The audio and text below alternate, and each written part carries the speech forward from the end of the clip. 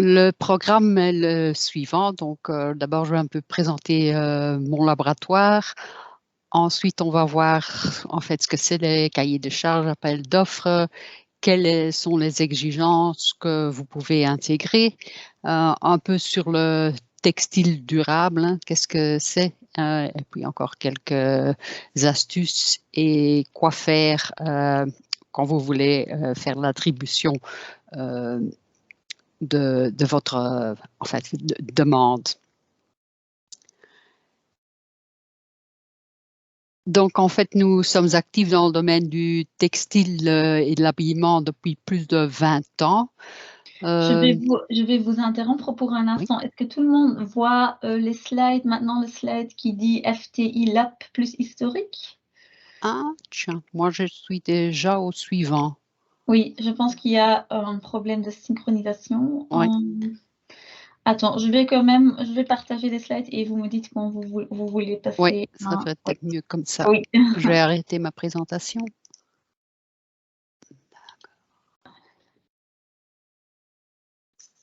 Oui. Voilà. Donc, vous pouvez passer au 4e slide. Oui, voilà.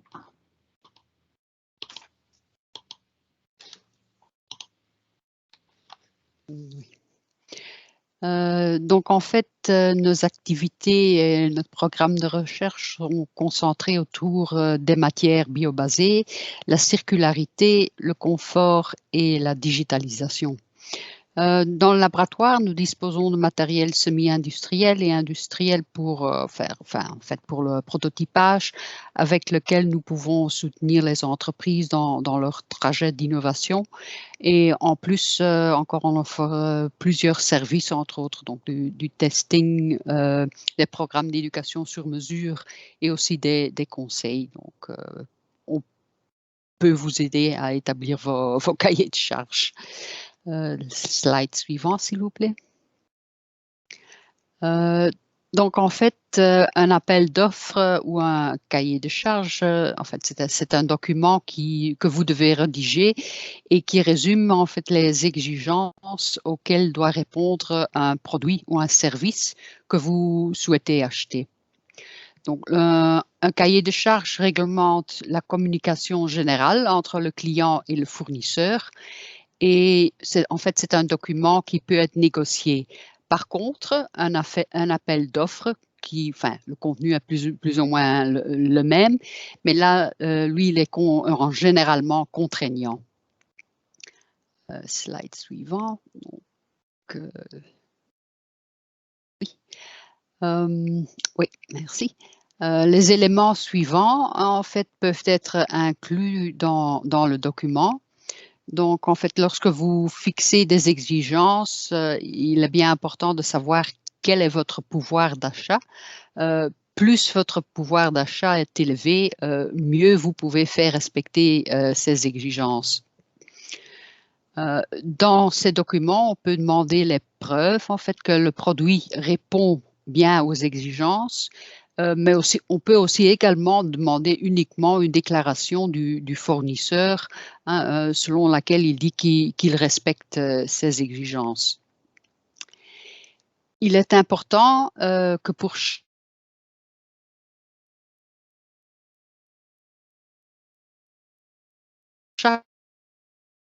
elle peut être vérifiée de manière uniforme au moyen, par exemple, de normes ou de labels. S'il n'est pas possible de vérifier l'une ou l'autre exigence, on peut établir soi-même une méthode et l'indiquer comme moyen de vérification dans le cahier des charges.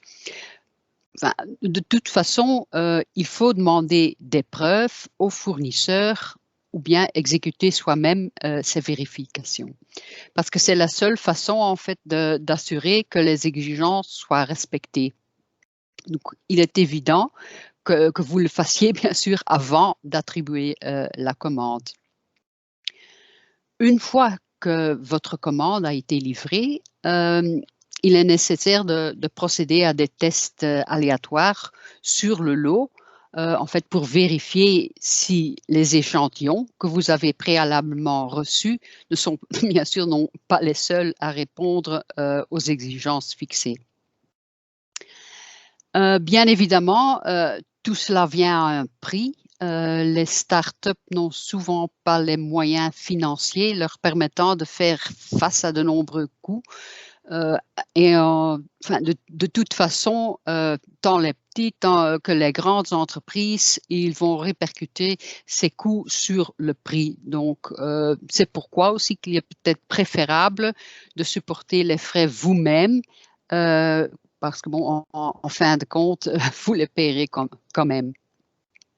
Oui, le slide suivant. Les autres exigences que vous pouvez mettre dans le cahier de charge, en fait, c'est les conditions de livraison, la façon dont ils sont emballés, le niveau de stock que vous exigez, façon d'entretien, le service et les conditions de paiement. Slide suivant. De toute façon, en fait, les exigences primordiales auxquelles un fournisseur doit satisfaire sont ceux qui sont légales. Selon le produit que vous souhaitez acheter, plusieurs cadres législatifs sont concernés ici. Donc, tout d'abord, il s'agit du cadre de la sécurité générale des produits qui en fait détermine si un produit ne pose pas de risque tout au long de sa vie dans des conditions normales d'utilisation. Cette directive a été transposée dans la législation belge et vous le trouvez dans le livre 9 du Code de droit économique. Pour certains produits, il y a des législations spéciales. Donc, en fait, il s'agit de la protection des consommateurs et en particulier des personnes vulnérables, pour ça, bien sûr, pour vêtements pour enfants, jouets. Donc, il y a des législations spéciales. Donc, la loi générale s'applique sur tous les produits et les fabricants, en fait, ils sont tenus d'effectuer une analyse des risques et de conserver un dossier technique élaboré, en fait, pour prouver ce qu'ils ont bien fait le nécessaire. Donc, quand j'ai dit les jouets, les vêtements pour enfants sont soumis à des réglementations spécifiques, mais sans doute vous êtes moins concerné par ces produits. Par contre, oui, le slide suivant. Oui, encore un plus loin. Oui. Donc, par contre, les EPI, donc les équipements de protection individuelle, ça vous concerne certainement. D'abord, donc il y a la première directive en jeu ici, la directive 89-656 et concernant les utilisateurs. Donc, en fait, c'est-à-dire vous qui achetez ces EPI. Slide suivant. Donc, l'employeur, cette directive dit que, que l'employeur a l'obligation d'analyser en profondeur les risques liés à chaque métier spécifique et de sélectionner les équipements de protection étiquetés CE et donc appropriés à base de cette analyse. Ensuite, dès qu'il sait qu'il doit acheter, il peut donc lancer l'appel d'offres pour se procurer de ces équipements. Slide suivant. Bon, les producteurs sont, par contre, eux, ils sont concernés par le règlement 2016-425 et ce règlement prescrit entre autres que chaque équipement de protection donc, doit porter le marquage CE et que le producteur doit aussi faire une déclaration de conformité. Et cela se fait principalement par respect aux normes harmonisées. Mais méfiez-vous, ces normes ne garantissent uniquement que la fonction et non la qualité du produit ni la durabilité. Et bien sûr, c'est une loi, donc bien sûr, tout produit doit être conforme, mais ça ne dit rien sur la qualité ni la durabilité. Il faut bien noter aussi que souvent, le recyclage des équipements de protection est impossible. Hein. Il y a tant de produits chimiques, tant de matières différentes qui sont utilisées. Donc, il faut vraiment donc, bien sélectionner, bien réfléchir. Hein, il faut par exemple, les épis multirisques qui sont en même temps haute visibilité, qui protègent contre la pluie, contre le feu. Ça les rend de plus en plus complexes et donc le recyclage est quasiment impossible. Donc, en fait, la qualité, là, joue très fort parce que, bon, on veut des produits qui ont une longue vie. Donc, s'il n'est vraiment pas nécessaire d'avoir des multirisques, il faut mieux acheter des produits plus simples et comme ça, les vêtements de travail sont plus faciles à recycler. Donc, réfléchissez bien là-dessus. Oui, le slide suivant, s'il vous plaît. Donc, autre législation, en fait, c'est l'utilisation de produits chimiques. Et là, l'utilisation de ces produits est réglementée par la réglementation REACH. Cette réglementation s'applique aux produits qui sont fabriqués en Europe. Donc, si vous souhaitez également interdire l'utilisation de certains produits chimiques dans un processus de production en dehors de l'Europe, vous devez vous-même fixer une exigence. Bien sûr, vous pouvez faire appel à la réglementation REACH et mettre dans vos cahiers de charges donc, que le produit doit être conforme à la réglementation REACH. Slide suivant. Donc, mais cette réglementation a aussi des implications parce que bon, elle se renforce sans cesse car des substances chimiques sont régulièrement ajoutées aux différentes listes. Et cela a pour conséquence en fait que dans le cas des textiles recyclés, hein, certains produits chimiques peuvent être présents parce qu'avant ils n'étaient pas interdits. Mais alors, au jour présent, hein, il ne devrait plus être dans le textile en vertu des réglementations les plus récentes. Donc, cela veut dire que ces textiles ne peuvent plus être utilisés comme matière première et donc cela peut conduire à une destruction du textile par une entreprise spécialisée. Donc, de plus de produits qu'il y a sur le textile, de plus en plus, ça devient difficile pour les recycler. Oui, slide suivant. Les biocides aussi, parfois on demande que le textile soit biocide parce que bon, il doit être utilisé pour les militaires ou pour les gens qui font l'entretien des zones vertes dans les villes et tout ça, et qu'on demande un traitement contre les tiques ou autre. Donc, en fait, l'utilisation des produits biocides est réglementée par le règlement 528/2012. Ce sont des produits qui sont souvent pas écologiques et donc ils peuvent être présents dans le textile recyclé et donc là aussi à nouveau poser des problèmes. Donc ne le demandez pas des produits biocides s'il n'est vraiment pas nécessaire. Ça se voit souvent dans les vêtements pour le sport, hein, contre les odeurs, mais en fait, ça les rend pratiquement non recyclables. En ce qui concerne le marquage, en fait, de la composition en fibres, là, il y a aussi un règlement qui doit être respecté, donc le 1007-2011, qui est relatif aux dénominations des fibres textiles et à l'étiquetage et au marquage. Donc, tous les textiles, en fait, doivent être marqués ou étiquetés pour indiquer leur composition en fibres.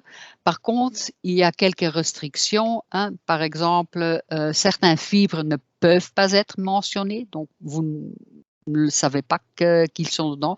C'est le cas, par exemple, pour des chaussettes, hein. Les chaussettes 100%, enfin, soi-disant 100% coton, peuvent contenir de l'élastane dans le bord et du polyester dans le talon ou les orteils, mais il est interdit de le marquer sur l'étiquette. Donc, vous achetez une chaussette 100% coton, mais en fait, ce n'est pas du tout du 100% coton parce qu'il y a quand même une minorité d'élastane et de polyester dans ces chaussettes.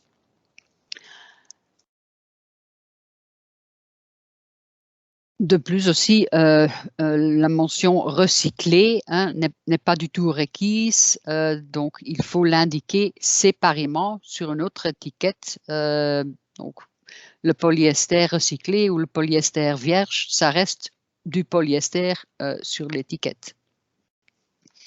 Oui, slide suivant. Souvent aussi, on voit l'étiquette bio sur certains produits textiles. Donc ici, on parle du règlement 2018-848. Donc, en fait, c'est une réglementation qui est relative à la production biologique et à l'étiquetage des produits biologiques. Donc, ça ne couvre que la culture des fibres. Donc, la culture des fibres a été faite de façon biologique, mais tout traitement ultérieur, hein, souvent, ils sont loin d'être biologiques ou écologiques. Donc, la fibre l'est, mais en fin de compte, le produit, il est loin d'être biologique. Oui, suivant. Un des moyens que vous avez pour vérifier si votre produit respecte enfin les exigences que vous avez mis dans votre appel d'offres, ce sont des normes. Donc, en fait, les normes, c'est des documents qui ont été établis selon une procédure très stricte et par consensus. Ils ont aussi été approuvés par un organisme agréé, comme par exemple le CEN ou ISO. Donc, ce sont des documents fiables, donc les normes, vous pouvez certainement vous en servir. En général, ils sont utilisés sur base volontaire. Par contre, elles peuvent devenir obligatoires s'ils sont imposés par une autorité publique sous forme de législation ou aussi par obligation contractuelle. Donc là, un type spécifique, enfin un groupe de normes spécifiques sont les normes harmonisées. Et toutes ces normes-là ont été élaborées en fait dans un cadre législatif. Et quand vous testez un produit, vous pouvez dire donc qu'il y a une présomption de conformité à la législation. Et vous trouverez toujours un annexe ZA qui explique en fait le rapport entre cette norme et la législation. Oui, slide suivant. Donc, il existe différents types de normes en fait que vous pouvez intégrer dans vos appels d'offres. Oui, slide suivant. Donc, un premier type, ce sont les normes de gestion. Donc, si une entreprise veut se présenter comme une organisation qui contrôle ses opérations selon une norme, donc elle doit passer en fait par une procédure de certification obligatoire. Donc, en tant qu'acheteur, alors il faut bien donc demander le certificat valide, hein, parce qu'après un certain temps, ce certificat va s'expirer et l'entreprise doit repasser par la procédure de certification.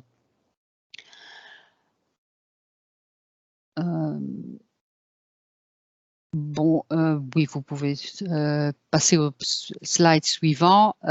Donc, entre autres, donc, il y a plusieurs normes qui peuvent contribuer plus ou moins à soutenir les objectifs de développement durable. Donc, le premier ici en question, c'est une norme de gestion de qualité. En fait, c'est la ISO 9001 qui est maintenant à nouveau en revision. En fait, cette norme dit que l'entreprise en question est en mesure de contrôler la qualité, mais ça ne veut pas du tout dire qu'en fait qu'elle livre ou qu'elle produise des produits de qualité. Elle contrôle la qualité est constante, mais ça peut aussi bien être une mauvaise qualité qu'une bonne qualité. Donc, cette norme ne dit rien en fait sur la vraie qualité du produit. Une autre norme, c'est la ISO 14001 sur la gestion de l'environnement. Là, à nouveau, c'est pour prouver qu'il y a un système dans la société, en fait, un système de gestion de l'environnement et que vous travaillez continuellement pour améliorer les performances environnementales. Ça veut justement dire qu'il y a un système, mais il n'y a pas de critères spécifiques. Donc,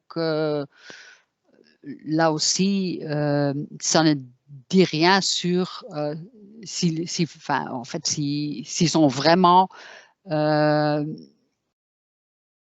occupés avec l'environnement ou pas, seulement qu'ils ont un certain système. Oui, juste pour vous dire que voilà, on a encore à peu près 5 minutes pour la présentation. Oui, je vais essayer. Oui, slide suivant. Donc, il a aussi encore des normes sur la responsabilité sociale que vous trouvez ici. Oui, on va continuer. Donc, vous, en tant qu'acheteur, la norme sur les marchés publics socialement responsables peut être intéressant parce qu'elle fournit des conseils sur l'intégration de la durabilité dans les achats. Oui, suivant. Deuxième groupe, c'est les normes d'essai, en fait, qui définissent une procédure pour tester un certain paramètre d'un produit, par exemple, une résistance à l'attraction sur le textile. Mais là, il y a plusieurs normes qui existent avec le même but, donc ainsi aussi les paramètres ou les conditions peuvent varier. Donc, il faut très bien fixer quelle norme vous voulez utiliser et bon, il n'y a pas de limite dans ces normes, donc aussi il faut fixer vous-même les limites parce que bon, ils ne contiennent généralement aucune exigence. Oui, suivant. Les normes de produits, là c'est souvent relative aux équipements de protection. Slide suivant. Et bien entendu, vous pouvez ajouter encore des exigences propres comme la structure, la composition, couleur et tout ça, mais ne soyez pas trop restrictifs, hein, laissez la porte ouverte pour l'innovation. Slide suivant. Donc, De toute façon, l'allongement de la durée de vie active est désormais considéré comme le moyen le plus efficace d'améliorer la durabilité des textiles. Donc, fixez vos exigences au niveau de qualité et notez aussi que le total cost of ownership est plus important que le prix d'achat. Slide suivant. Outre que le marquage CE légal et la législation à laquelle les textiles doivent se conformer, il existe de nombreux processus de certification et des labels auxquels les produits textiles peuvent être soumis. Oui, le suivant. Le niveau de fiabilité est très variable. Donc, les étiquettes officielles sont les plus fiables et les étiquettes privées sont les moins fiables. Mais on en a déjà parlé cet après-midi. Donc, oui, le slide suivant. Donc, il y a nombreux paramètres qu'il faut tenir en compte, donc, qui sont mentionnés ici sur le slide. Oui, le slide suivant. Donc, ici, vous avez donc, les labels sont très faciles à utiliser parce que bon, ils offrent une solution toute prête pour la formulation et le contrôle des exigences. Bien sûr, les erreurs de production ou les pratiques déloyales ne peuvent toujours pas être exclues à 100%. Selon le site ecolabelindex.com, il existe 107 labels écologiques qui s'appliquent aux textiles, mais il n'est pas du tout logique de les exiger tous. Donc, par conséquent, vous devez être sélectif dans votre choix. Oui, vous pouvez passer au slide suivant. Donc, ici, donc, il y a plusieurs slides. Les 3 slides suivants mentionnent des labels pour le textile et sur auquel niveau ils travaillent, si c'est plutôt écologie ou sociaux. Donc, qu'est-ce qu'on entend par le textile durable? En fait, c'est du textile qui impacte l'environnement et la communauté aussi faible que possible. Là aussi, donc soyez attentifs à la soi-disant durabilité de certains produits recyclés. De temps en temps, il y a aussi du greenwashing qu'on voit. Donc, concernant la production, en fait, il faut tenir compte des déchets, des produits chimiques utilisés, la consommation d'énergie, les matériaux et l'environnement de travail. Oui, oui, vous pouvez passer au suivant. Donc, dans le textile, on emploie aussi bien les fibres naturelles que synthétiques et elles ont tous leurs avantages et désavantages au niveau de durabilité. Donc, d'abord, il y a les fibres naturelles, donc comme le coton, le lin, chanvre, laine, soie, qui sont CO2 neutres. Hein, les déchets sont organiques, ils sont biodégradables, mais souvent, hein, surtout pour le coton, il y a beaucoup d'eau d'arrosage, les productions de protecteurs de culture, enfin, un peu de tout. Donc, c'est pas parce que c'est une fibre naturelle qu'elle est désormais écologique. Oui, slide suivant. Donc, la majorité des fibres textiles sont d'origine synthétique, surtout le polyester. Donc là, il y a 3 classes, ceux qui sont fabriqués à partir de polymères naturels, à partir de polymères synthétiques et à partir des matériaux inorganiques. Donc, vous voyez ici quelques exemplaires.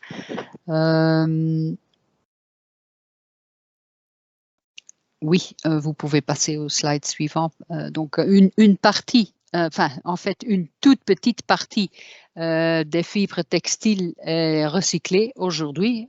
Ici, vous voyez les chiffres des pays scandinaves. Donc, destination des déchets textiles, disons que 56% est on l'utilise plus, il est brûlé. 27% est réutilisé, mais souvent dans les pays d'Afrique ou autres, mais il n'y a que 2%, 1 à 2% en fait, qui sont vraiment recyclés. Oui, slide suivant. Donc ici, il y a le top 10 des exportations de textiles usagés et donc la Belgique étant un tout petit pays, mais il est quand même dans le top 10. Mais c'est aussi un pays qui a déjà un certain système de collecte en place. Donc ça, c'est quand même bien. Oui. Ici, vous voyez un aperçu des moyens de recyclage qui sont déjà sur le marché pour le textile. Donc, on n'est qu'au début. Donc, il y a encore un long chemin à faire. Oui, le slide suivant. Donc, pour finir, encore quelques astuces. Donc, c'est bien de demander de l'aide aux experts indépendants parce que, bon, comme vous le voyez, c'est pas tout à fait facile. Vous devez être ambitieux, mais quand même réaliste. Hein. Si vous demandez à votre fournisseur que votre produit doit résister sans lavage, mais vous ne voulez pas utiliser les fibres synthétiques, bon, ça ne va pas marcher. Si vous voulez une qualité vraiment supérieure, bon, les fibres recyclées, souvent, la qualité est un peu inférieure. Demander de ce qu'ils vont faire, enfin, quelles sont les applications en fin de vie. C'est bien donner une chance aux startups parce que, bon, souvent, ce sont des game changers.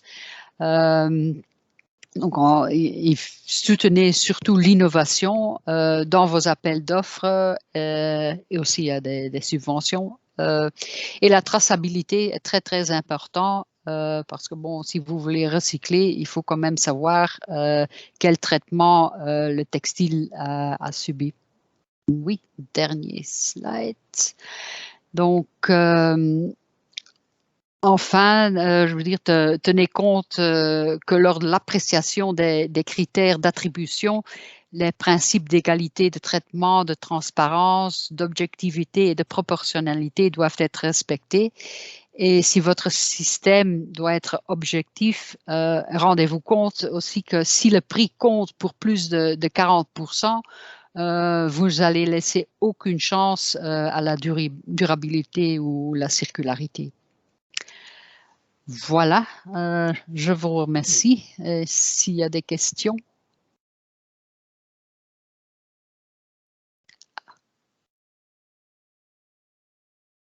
On ne peut pas vous entendre, Hélène.